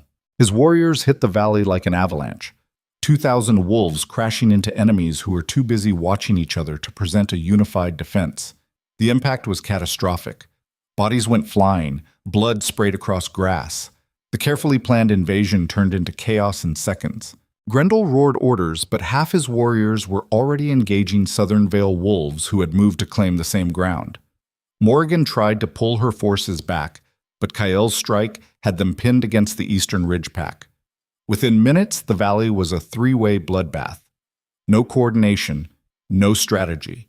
Just pure, desperate violence as three different forces tried to survive. Kael fought at the front. His wolf fully surfaced, dominance pouring off him in waves that made weaker wolves falter. He ripped through enemies with claws and fangs, felt bones break, felt flesh tear, felt blood coat his fur until he could barely see. This was what his wolf had been screaming for, pure, unleashed violence without restraint or consequence. The part of him that was still human knew it was necessary. The part that was all animal just reveled in it. A blade caught his shoulder. Pain exploded white-hot.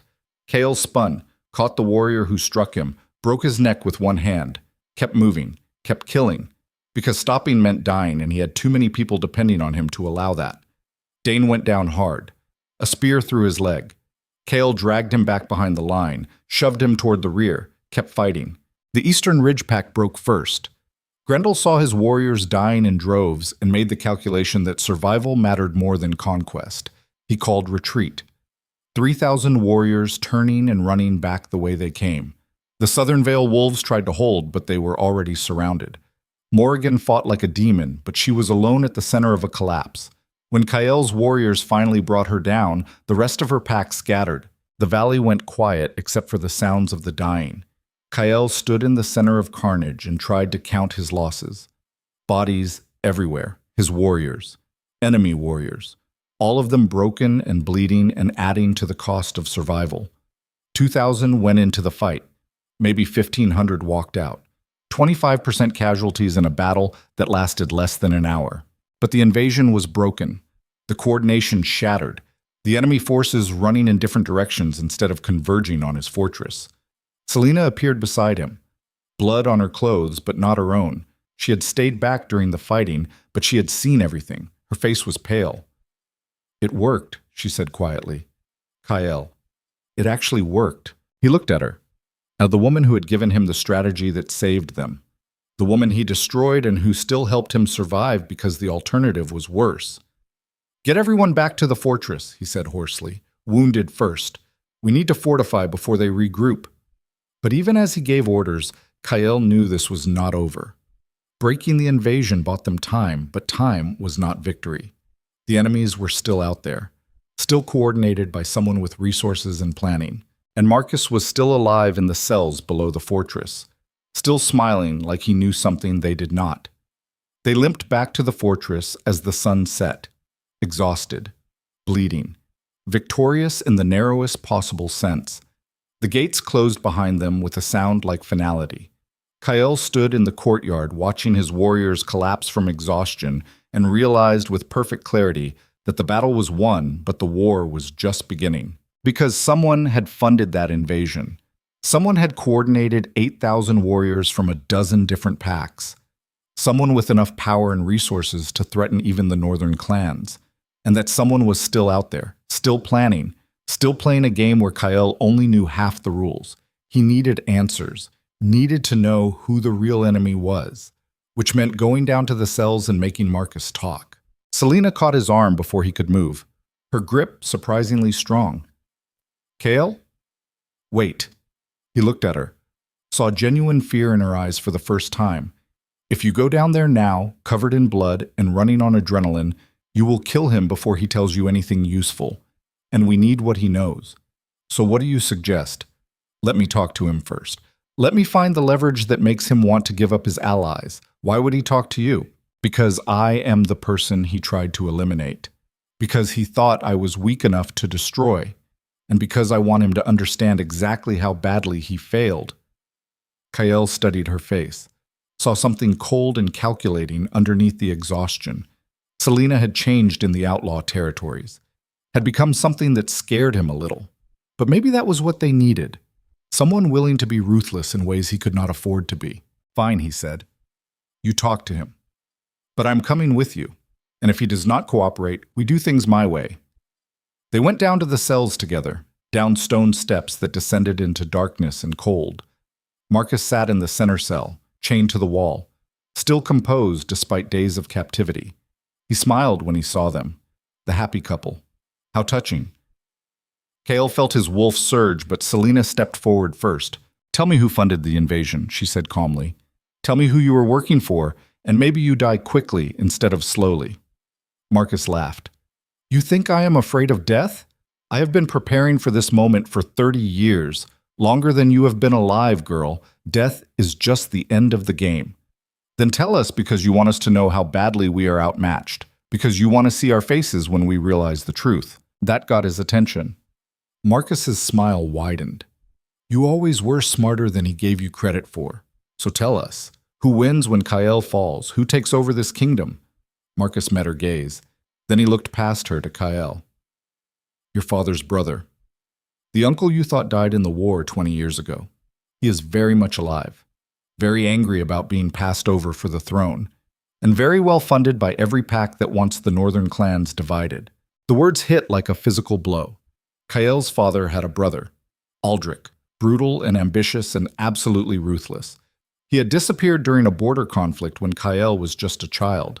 Everyone assumed he died.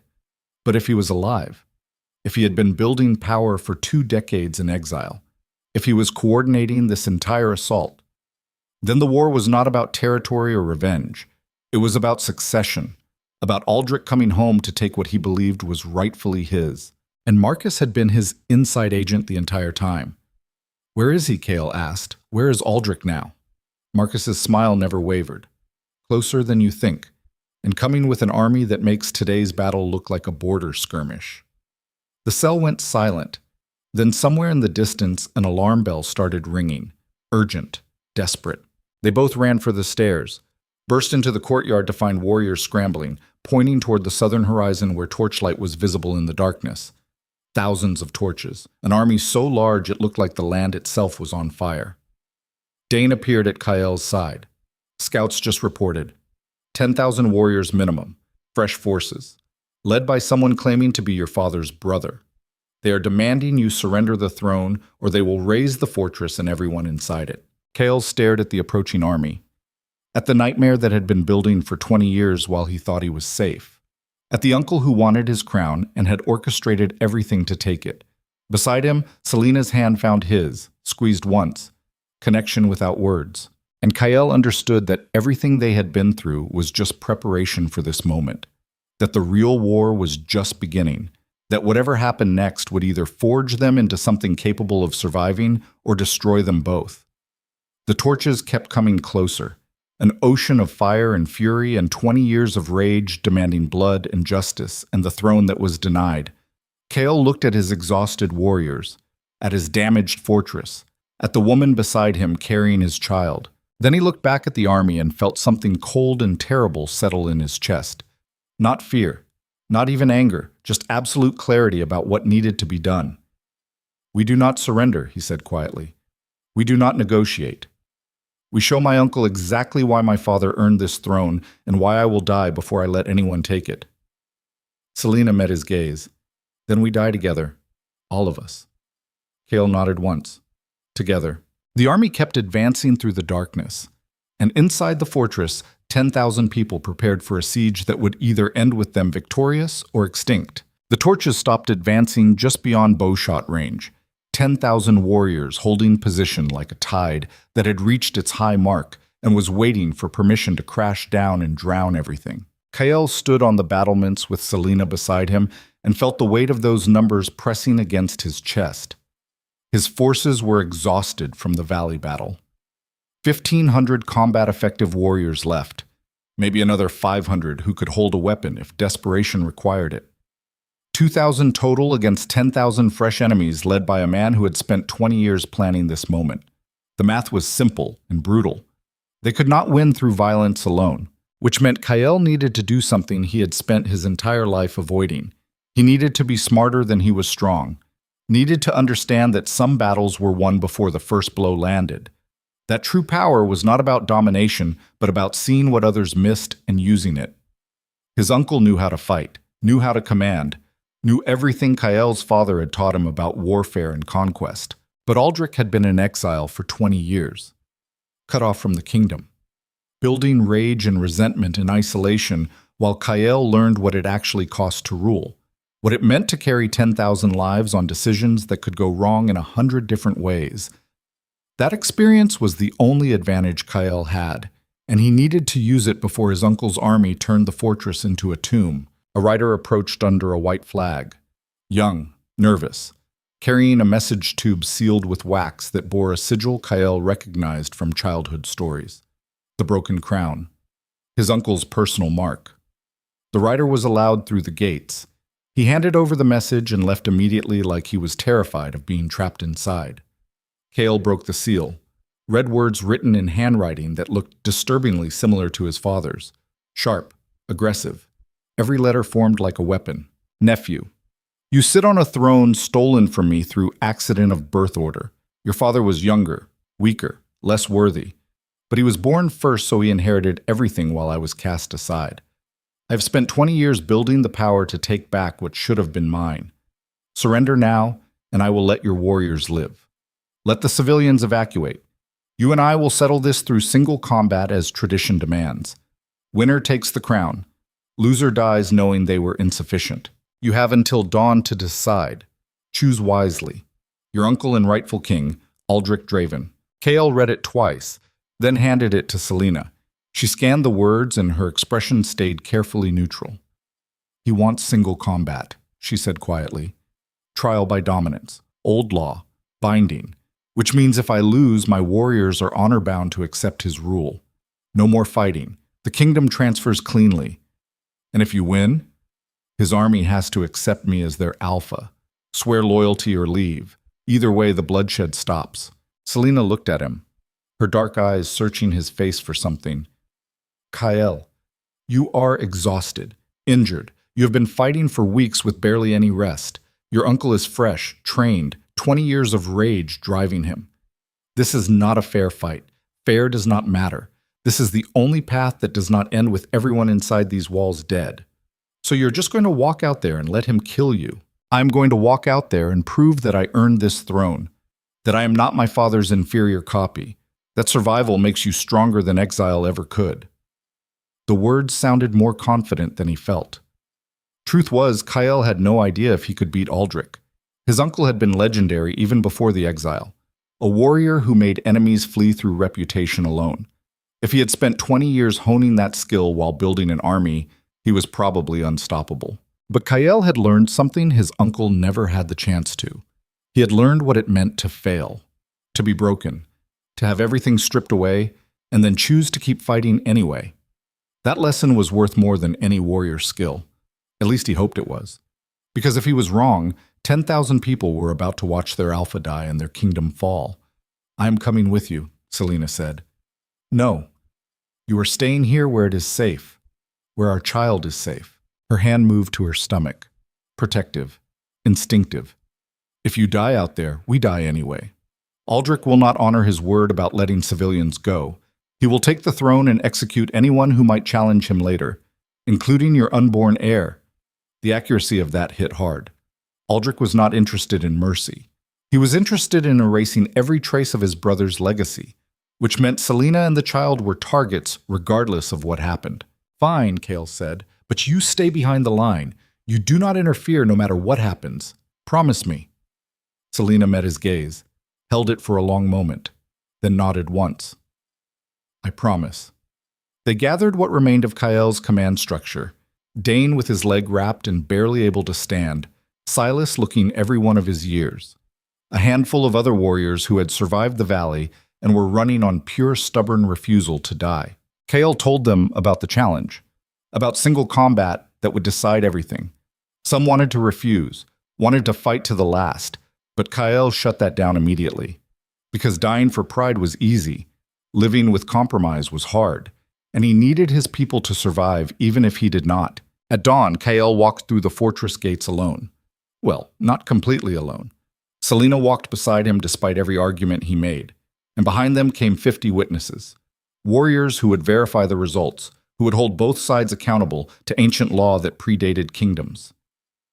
The army across the field stirred when they saw him coming, 10,000 wolves all watching their enemy approach with the kind of attention predators gave prey. A path opened through their ranks. At the center stood a man who looked like Kael's father would have if he had lived another 20 years and spent them all angry. Aldrich Draven, tall and broad with silver threading through dark hair, scars covering arms and face, eyes that burned with rage so old it had calcified into something cold and patient. He smiled when he saw Kael, the smile of someone who had waited decades for this moment and was going to savor every second. Nephew, you look like him. Same weak jaw, same soft eyes. I almost feel bad about this. You wanted single combat, Kael said flatly. You have it. Let us get this done. Aldrich laughed. No ceremony, no grand speeches about honor and tradition. Your father loved those. Used to bore everyone to death with his philosophies about leadership. My father is dead. You are not. So either fight me or admit this was never about honor. Just about an old man who could not accept being second best. The smile vanished from Aldrich's face, replaced by something ugly. You have no idea what it cost me. Watching him take everything, watching him build this kingdom on foundations I laid, being erased like I never mattered, then prove you matter, beat me and take the throne, or die trying and admit you were always going to be the lesser brother. Aldrich moved. No warning, no preparation. Just instant explosive violence that covered the distance between them in a heartbeat. His fist caught Kael across the jaw with enough force to crack bone. Kael went down hard, tasting blood, his vision swimming. His uncle did not give him time to recover, kicked him in the ribs, lifted him by the throat, slammed him into the ground hard enough to drive the air from his lungs. 20 years, Aldrich snarled. 20 years I have been waiting to do this. To show everyone that strength matters more than birth order, that I was always the superior wolf. He threw Kael across the field. Kael hit ground and rolled, forcing himself up despite ribs that felt broken. His wolf surged, but Aldrich was already on him. Another fist, another impact that made his brain rattle inside his skull. The watching armies were silent, just witnessing. Kael could feel his warriors' despair, could feel them watching their alpha get destroyed. Aldrich grabbed Kael's hair, forced his head back, exposed his throat. This is where you die, boy. This is where the stolen throne returns to its rightful owner. And in that moment, Kael understood something fundamental. His uncle was stronger, faster, more skilled, everything that should have mattered in a fight between alphas. But Aldrich had spent 20 years in exile nursing rage and building armies. He had not spent those years learning what Kael learned in 3 weeks of hell. That strength without wisdom was just violence. That power without understanding was just destruction waiting to collapse. Aldrich had never been broken. Never faced the moment where everything he believed about himself got stripped away. Never learned to rebuild from nothing. That was his weakness. Not physical, not tactical, but fundamental. He still thought dominance was enough. Kael drove his elbow up into Aldrich's jaw. The impact made his uncle stumble back. Not far, Just enough. Kael forced himself to his feet, blood pouring from a dozen wounds, but his eyes were clear. "You are right," Kael said. "You are stronger than me, better trained, more experienced. Everything my father was, and more." Aldrich circled him, wary now. "Then why are you still standing?" "Because I learned something you never did. I learned how to lose, how to fail, how to have everything torn away, and choose to keep going anyway. You have been winning for 20 years, building this army, planning this moment, but you never learned what happens when you lose everything. That is because I do not lose. Everyone loses eventually. The question is what you do after, whether you adapt or whether you just keep repeating the same patterns, expecting different results." Aldrich attacked again. But this time Kael saw it coming, saw the tells, the way rage made his uncle predictable. Kael sidestepped, let momentum carry Aldrich past him, struck at exposed ribs with precision instead of power. His uncle grunted, turned, reassessed. He was seeing something in Kael that had not been there at the start of the fight. Not strength. Strategy. The ability to see patterns and exploit them. They circled each other. Two wolves from the same bloodline, one shaped by conquest and rage, the other shaped by failure and survival. The fight continued. Brutal. Exhausting. Kael took more damage than he gave, but he was learning his uncle's patterns, finding the gaps, using Aldrich's rage against him the same way Marcus had used Kael's pride. And slowly, impossibly, the balance started shifting. A strike to Aldrich's knee. Not hard enough to cripple, but enough to slow him. Another to his shoulder, precision over power, death by 1,000 cuts. Aldrich realized what was happening, realized his nephew was not trying to overpower him, but to outlast him, to turn the fight into a war of attrition where experience and strategy mattered more than raw strength. He roared and went fully feral, wolf form erupting through human skin, massive and silver and absolutely lethal. Every advantage of form and fury designed to end the fight immediately. Kael shifted too, his wolf smaller but faster, younger, less scarred by decades of violence. They collided in the center of the field, teeth and claws, instinct and rage. The kind of violence that defined what it meant to be alpha. Absolute, uncompromising, winner takes everything. Blood soaked the ground. Both of them were dying by inches, but Kael had one advantage his uncle did not. He had already died once. 3 weeks ago when he destroyed his bond with Selena. When he let pride kill the one thing that made him human.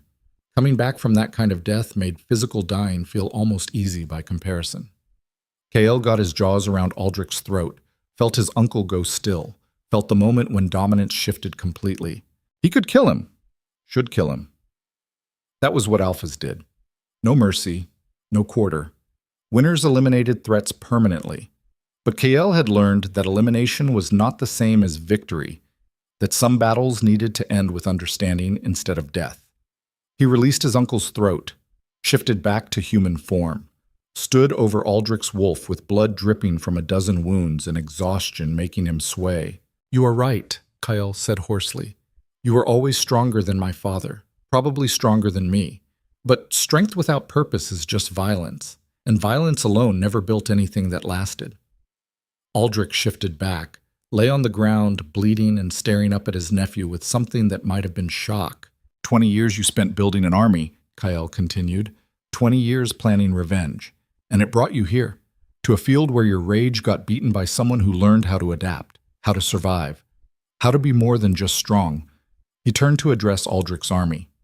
"Your alpha challenged me to single combat under ancient law. He lost. By tradition, you owe me loyalty or exile. Choose." Silence held for 3 heartbeats. Then warriors started dropping to one knee. Not all of them. Not even most. But enough.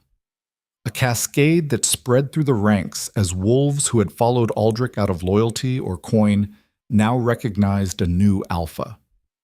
Aldrich watched his army fracture in real time. Watched the empire he spent 20 years building choose his nephew over him. "Kill me," he said quietly. "Finish it. Do not leave me alive to watch you rule."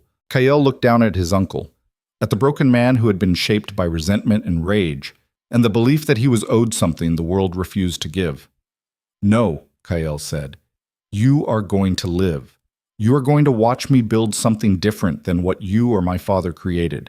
You are going to see that kingdoms can survive without constant conquest, that power can exist without cruelty. That is a worse death than anything you could do with a blade. Maybe. But it is the death you earned.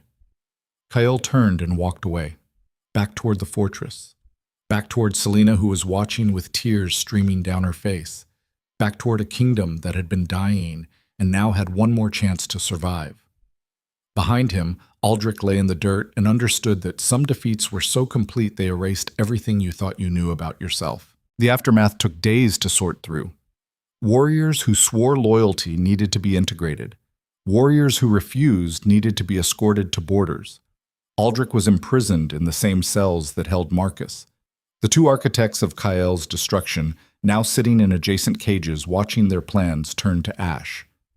Kael spent those days barely sleeping, dealing with logistics and politics and the 1,000 decisions required to merge enemy forces into his own ranks without triggering civil war.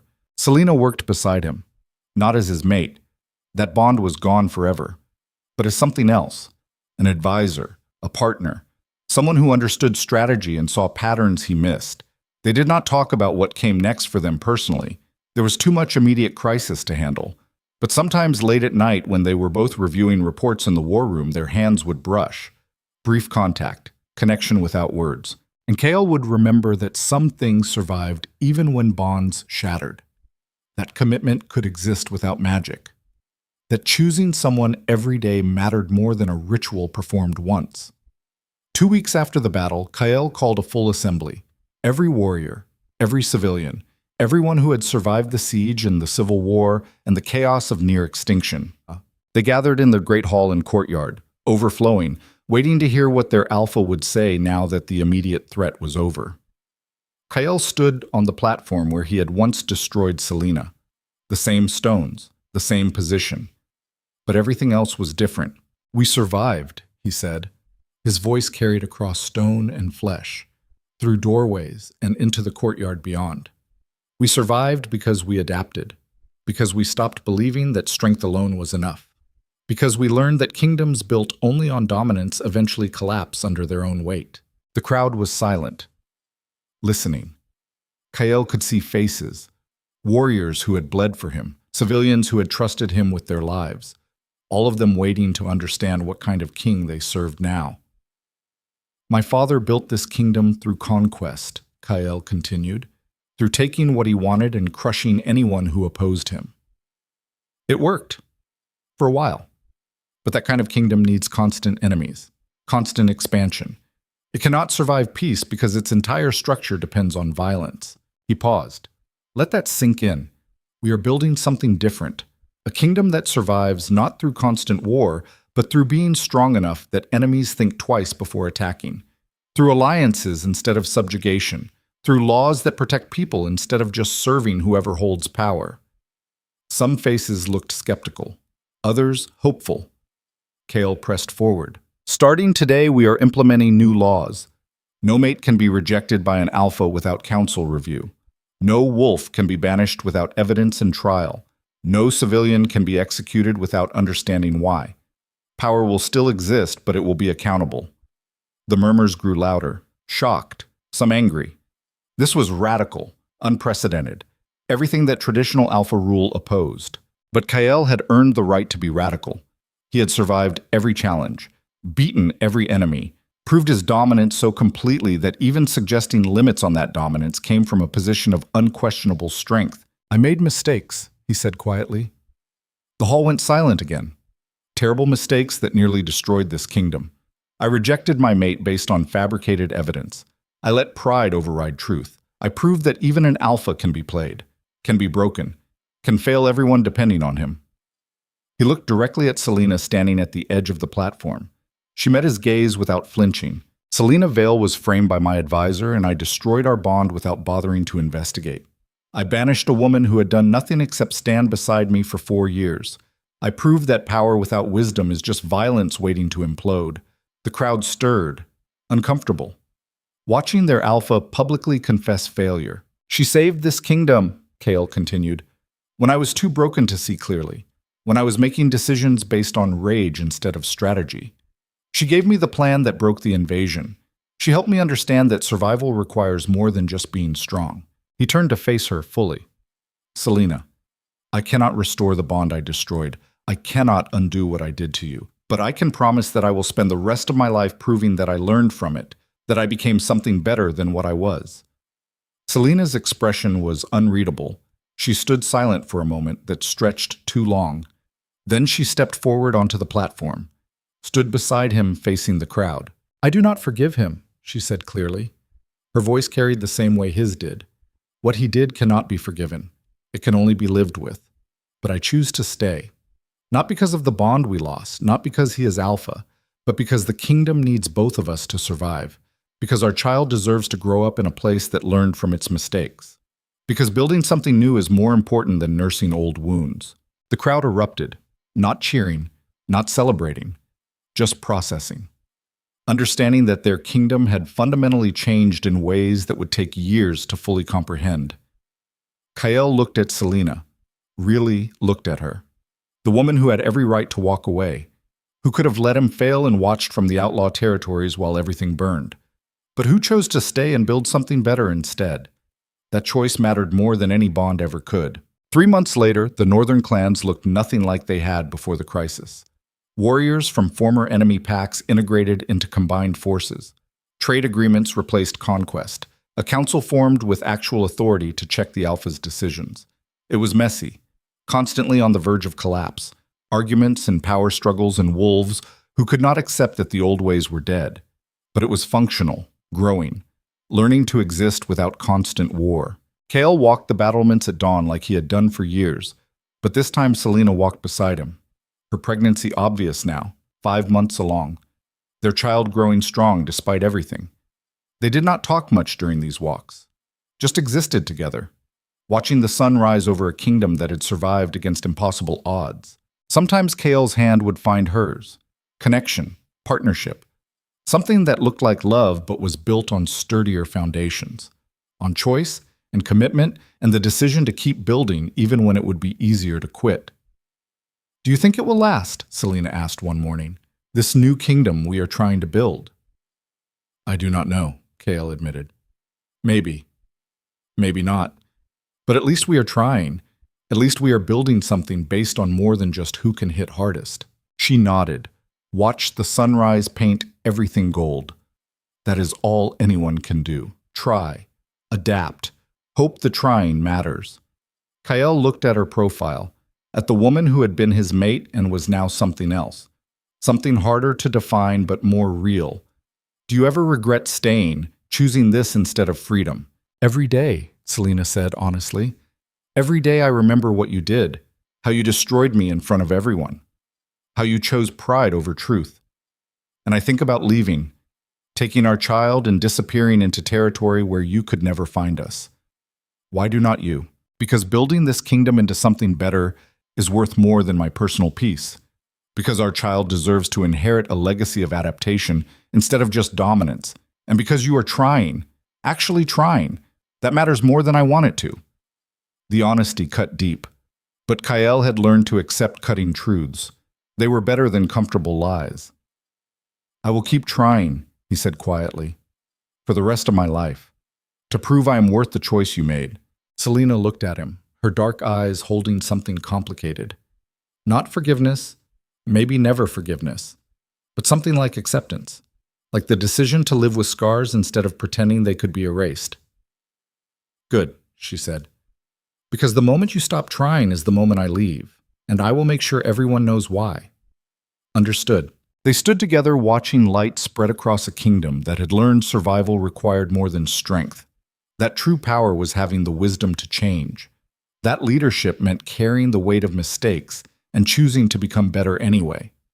Kael would never be the alpha his father was, would never rule through pure dominance, would never inspire the kind of fear that made enemies flee without fighting.